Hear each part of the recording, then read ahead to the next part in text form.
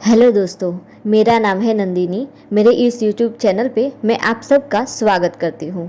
आज मैं आप सबको सोमनाथ में घूमने के लक्ष्मी नारायण मंदिर, सोमनाथ बीच, हरिहर वन, श्री राम मंदिर, श्री परशुराम मंदिर, श्री चंद्रभागा मंदिर, श्री त्रिवेणी संगम, सूर्य मंदिर, हिंगड़ाज माता मंदिर, पंच पांडव गुफा के बारे में इन्फॉर्मेशन दूंगी।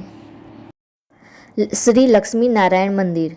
यह मंदिर सोमनाथ मंदिर के सामने और सोमनाथ बीच के नज़दीक स्थित है। मुख्य मंदिर के गर्भगृह में भगवान विष्णु की मूर्ति है। साथ में भगवान जी की पत्नी लक्ष्मी देवी है। यहाँ कई लोग दर्शन करने आते हैं। कहा जाता है कि इस मंदिर का निर्माण बद्रीनाथ के लक्ष्मी नारायण मंदिर के बाद किया गया है और इस मंदिर की खासियत यह है कि हर लक्ष्मी नारायण मंदिर में आपको यह देखने मिलेगा कि भगवान लक्ष्मी जी बाएं तरफ होती है, लेकिन इस मंदिर में लक्ष्मी जी की मूर्ति दाएं तरफ स्थापित की गई है।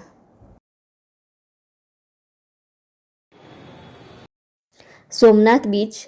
सोमनाथ बीच जाने के लिए श्री लक्ष्मी नारायण मंदिर के बाजू से जा सकते हो और लक्ष्मी नारायण मंदिर से सीधा भी जा सकते हो।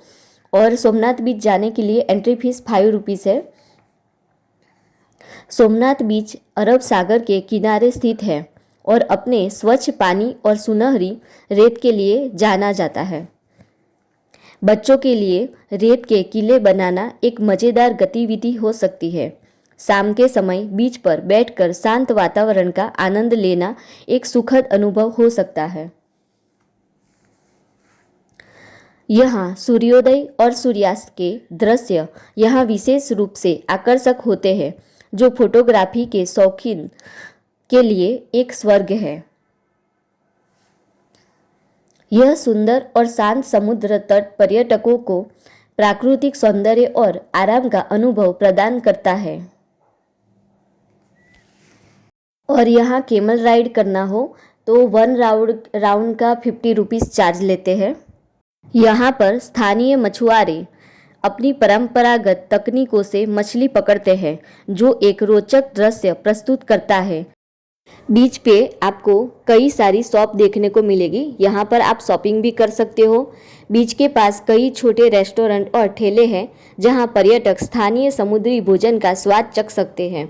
नारियल पानी और मिठाई भी आसानी से यहाँ उपलब्ध है। बीच पर शौचालय, चेंजिंग रूम और पानी की सुविधाएं उपलब्ध है। यहाँ पर आप दीवार पर लटकने वाली वस्तुएं, रजाई, कढ़ाई और सजावटे वाले मोतियों जैसे चीज़ों की खरीदारी भी कर सकते हो। हरिहर वन। हरिहर वन सोमनाथ बीच के बाजू में स्थित है। हरिहर वन में एंट्री फीस कुछ भी नहीं है।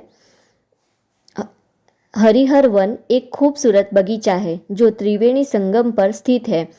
हरियाली और ऊंचे पेड़ की छतरी से घिरा यह स्थान उन लोगों के लिए आदर्श है जो आराम करना चाहते हैं और भीड़ भाड़ से दूर रहना चाहते हैं। उनके लिए यह अच्छी जगह है। बच्चों के लिए खेलने के लिए यह अच्छी जगह है। इसका जो टाइमिंग है वो सुबह 6 से शाम 6 बजे तक का है। राम मंदिर। हरिहर वन से सीधे जाओगे तो आपको राम मंदिर देखने को मिलेगा। गुजरात के श्री सोमनाथ मंदिर ट्रस्ट के द्वारा सोमनाथ में ही विजयदशमी के दिन भगवान श्री राम के एक भव्य निर्माण कराया गया है। सोमनाथ शहर में पहले से ही भगवान शिव एवं श्री कृष्ण के मंदिर है। अब श्री सोमनाथ मंदिर ट्रस्ट के प्रयासों से भगवान श्री राम भी सोमनाथ में त्रिवेणी संगम के पास भक्तों को आशीर्वाद दे रहे हैं। इस मंदिर के मुख्य प्रवेश द्वारा श्री राम के धनुष रूप में आकार दिया गया है। सोमनाथ मंदिर, सोमनाथ तट, त्रिवेणी संगम, परशुराम मंदिर, सूर्य मंदिर और गीता मंदिर श्री राम मंदिर की बालकनी से देखा जा सकता है। मंदिर के भूतल पर 250 प्लस कुर्सियों के साथ सभागार, कीर्तन हॉल एवं थिएटर भी स्थापित किया गया है। भगवान राम के भक्तों को यह जानकर सुखद आश्चर्य हो सकता है कि अयोध्या में भगवान राम की प्राण प्रतिष्ठा हो जाने के बाद भी राम नाम मंत्र लेखन का कार्य कभी रुका नहीं। भक्तों की इच्छा को देखते हुए सोमनाथ मंदिर ट्रस्ट ने यह कार्य आज भी जारी रखा हुआ है। यहाँ आने जाने वाला हर राम भक्त मंदिर में जाकर कुछ समय बैठता है और राम नाम लेखन करके ही आगे जाता है। सोमनाथ के दर्शनों के लिए देश के अलग अलग हिस्सों के साथ साथ दुनिया के तमाम देशों से भी लोग आते हैं। सभी लोग अपनी अपनी अपनी सुविधा के अनुसार हिंदी, अंग्रेजी, तमिल, तेलुगु, उड़िया, कन्नड़ और रूसी फ्रेंच भाषा में राम का नाम लिखते हैं। प्रधानमंत्री नरेंद्र मोदी ने सबसे पहले भगवान राम का नाम लिखकर इस अभियान की शुरुआत की थी। इसके बाद गुजरात के मुख्यमंत्री भूपेंद्र पटेल सहित तमाम गणमान्य लोगों ने इन पुस्तकों पर भगवान राम के नाम का मंत्र लिखा। परशुराम मंदिर। यह मंदिर राम मंदिर के अंदर ही स्थित है। इस मंदिर को सोमनाथ परशुराम मंदिर भी कहा जाता है। यह त्रिवेणी तीर्थ नदी के तट पर उसी स्थान पर स्थित है। यहाँ भगवान सोमनाथ ने भगवान परशुराम को आशीर्वाद दिया था। परशुराम को यहाँ क्षत्रिय योद्धा के रूप से सैकड़ों लोगों की हत्या के पाप के लिए कठोर तपस्या करने के लिए जाना जाता है। मंदिर स्थल घने पेड़ और घास फूस से घिरा हुआ है और उन्हें क्षत्रिय हत्या के श्राप से मुक्ति दिलाई थी। यह भगवान परशुराम को समर्पित है। इस मंदिर के मुख्य गर्भगृह में एक काले रंग की परशुराम की मूर्ति है जो अपने शस्त्र कुल्हाड़ी को पकड़े हुए है और इनके अलावा काम और कला की मूर्तियाँ भी है। गणेश जी, हनुमान जी और परशुराम की माँ रेणुका के अन्य मंदिर भी हैं। हिंदुओं के लिए शुभ समय पर हिमालय से कई नागा साधु इस मंदिर में पूजा करने आते हैं। श्री परशुराम मंदिर भगवान विष्णु के छठे अवतार परशुराम को समर्पित है। यह मंदिर पारंपरिक और आधुनिक दोनों प्रकार के वास्तुकला के मिश्रण से बना हुआ है। मंदिर के आसपास का प्राकृतिक वातावरण बहुत ही शांत और मनमोहक है। मंदिर का टाइम सुबह 6 से शाम 7 बजे तक दर्शन के लिए खुला रहता है।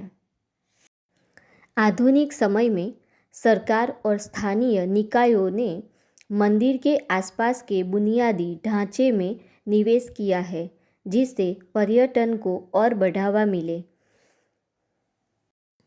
मंदिर की वास्तुकला जटिल नक्काशी और शांत वातावरण के साथ प्राचीन शिल्प कौशल की झलक प्रदान करता है। यह उन लोगों के लिए एक शांत वातावरण प्रदान करता है जो आत्मिक संबंध चाहते हैं या बस इसके ऐतिहासिक महत्व की प्रशंसा करना चाहते हैं।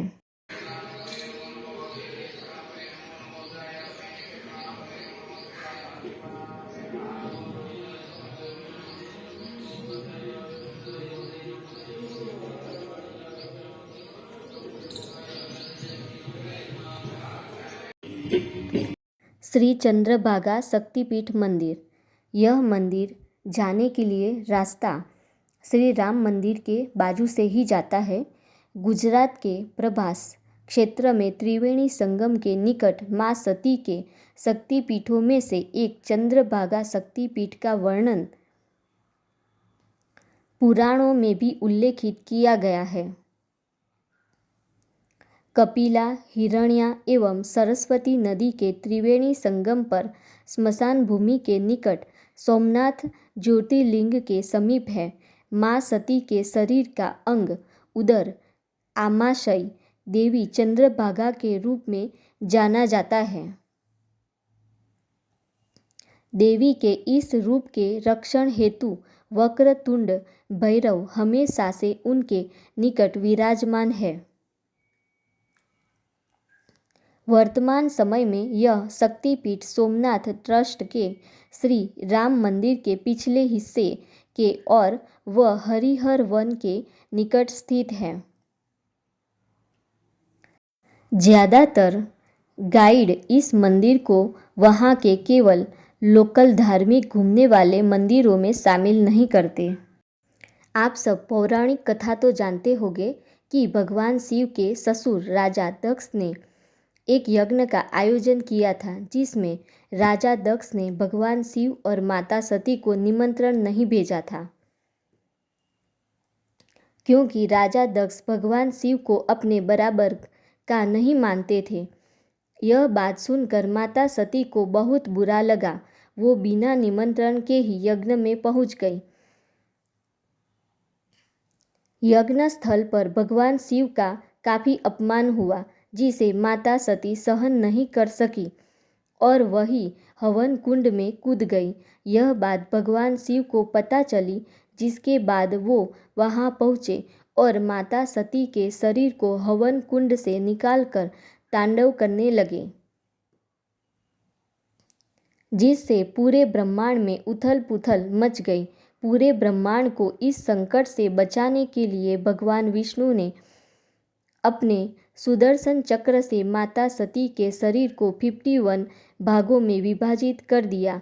प्रभास शक्ति पीठ में माता सती का पेट गिरा था। यहाँ माता सती को चंद्रभागा और भगवान शिव को वक्रतुंड के नाम से जाना जाता है।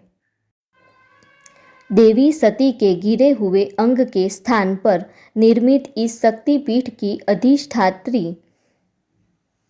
देवी चंद्रभागा के नाम से पूजा की जाती है तथा यहाँ देवी सती के साथ विराजमान भगवान शिव या भैरव भगवान वक्रतुंड की पूजा की जाती है। यह मंदिर भगवान शिव को समर्पित विश्व प्रसिद्ध सोमनाथ मंदिर के पास स्थित है, जहाँ प्रभास शक्तिपीठ या देवी चंद्रभागा की मान्यता भी कुछ विशेषज्ञों द्वारा स्वीकार की जाती है। मान्यता है कि प्रभास पाटन का यह पावन स्थल पौराणिक नदियों सरस्वती, हिरण्या व कपिला के संगम पर स्थित है, जहां भगवान शिव का काल भैरव रूपी दिव्य शिवलिंग विराजमान है। मान्यता है कि चंद्रदेव ने इसी पावन भूमि पर शिवलिंग स्थापित कर भगवान शिव की आराधना की थी, जिसके कारण इसे भगवान सोमनाथ, सोम या चंद्र के नाथ या भगवान अर्थात भगवान शिव का निवास स्थान भी कहा जाता है। त्रिवेणी घाट, इस घाट को अन्य दो नाम से भी जाना जाता है, त्रिवेणी संगम और त्रिवेणी संगम स्नान घाट। यह 3 पवित्र धाराओं अर्थात सरस्वती, हिरण्य और कपिला के संगम के बिंदु पर स्थित है। इस जल में डुबकी लगाने से पापों से मुक्त हो जाएंगे और मोक्ष प्राप्त होता है। यहाँ नौकायान की सुविधा उपलब्ध है। कामदेव महादेव मंदिर, कामनाथ महादेव मंदिर त्रिवेणी संगम के सामने स्थित एक विशाल मंदिर परिसर है, जिसे राजा मयूरध्वज ने लगभग 200 साल पहले बनवाया था। ऐसा माना जाता है कि सदियों पहले शिव ने अपनी तीसरी आंख के प्रकोप से कामदेव को भस्म कर दिया था। परिधि के अंदर 2 विशाल जल निकाय है, एक पवित्र तालाब जिसे दूधियू तालाब के नाम से जाना जाता है और एक स्नान कुंड जिसे महादेवनो कुंड कहा जाता है। यह व्यापक रूप से माना जाता है कि राजा मयूरध्वज दूधियू तालाब में स्नान करने के बाद कुष्ठ रोग से ठीक हो गए थे और इसलिए कई भक्त इस तालाब में डुबकी लगाने आते हैं। गुफा के अंदर मोबाइल ले जाना अलाउ नहीं है। कामनाथ महादेव मंदिर के पास ही सूर्य मंदिर है। ये जो आप देख रहे हो, यहाँ पे ये जो रास्ता है वो सूर्य मंदिर तरफ जाने का रास्ता है। यहाँ आप शॉपिंग का लाभ भी उठा सकते हो। सूरज मंदिर, मंदिर के सामने के प्रवेश द्वार पे सूर्य देव की छवि है। उनके नीचे 7 घोड़े और उनकी 2 पत्नियां हैं। यह मंदिर सूर्य देव को समर्पित है। इस मंदिर के नक्काशी स्तंभ खूबसूरत है। वर्तमान में मंदिर अच्छी स्थिति में नहीं है, लेकिन यह अभी भी ऊंचा खड़ा है और हमें उस गौरवशाली इतिहास के बारे में बताता है जब सूर्य देव की पूजा की और उत्साह के साथ की जाती है।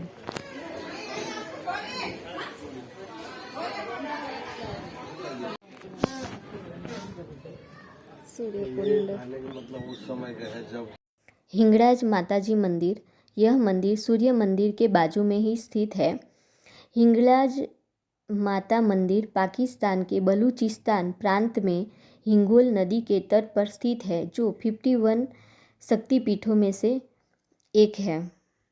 इस मंदिर के अंदर ही पंच पांडव गुफा है। पंच पांडव गुफा, इसे स्वर्गीय बाबा नारायण दास ने 1949 में इस गुफा मंदिर की खोज की थी, जो प्रसिद्ध 5 पांडवों युधिष्ठिर, अर्जुन, महाबली, भीम, नकुल और सहदेव को समर्पित है, जिन्होंने अपने वनवास के दौरान इस मंदिर में समय बिताया था। गुफा के अंदर वीडियो उतारना अलाउ नहीं है। यहाँ पर आपको नाश्ता करने के लिए कई सारे शॉप देखने को मिल जाएंगे। यहाँ हमने बैठकर फाफड़ा और जलेबी का मज़ा। हम सुबह 10:30 से घूमना शुरू किया था, तो ये जितने भी 10 प्लेसेस के बारे में मैंने आपको बताया, ये सारे प्लेसेस घूमने में हमें 3:30 बज गए और हमें सबसे ज़्यादा देर पंच पांडव गुफा में लगा था, क्योंकि वहाँ पे बहुत लंबी लाइन थी और 1 आवर जितना वहाँ पे टाइम लग गया था। बाकी के सारे प्लेसेस के बारे में आपको दूसरे पार्ट में मिल जाएगा। अगर आपको ये पसंद आया हो वीडियो तो लाइक, शेयर एंड सब्सक्राइब कर दीजिएगा। दूसरे पार्ट में मैं आप सबको ये सारे प्लेसेस घूमने में कितना बजट हुआ था, इसका पूरा डिटेल्स मैं आपको दे दूँगी।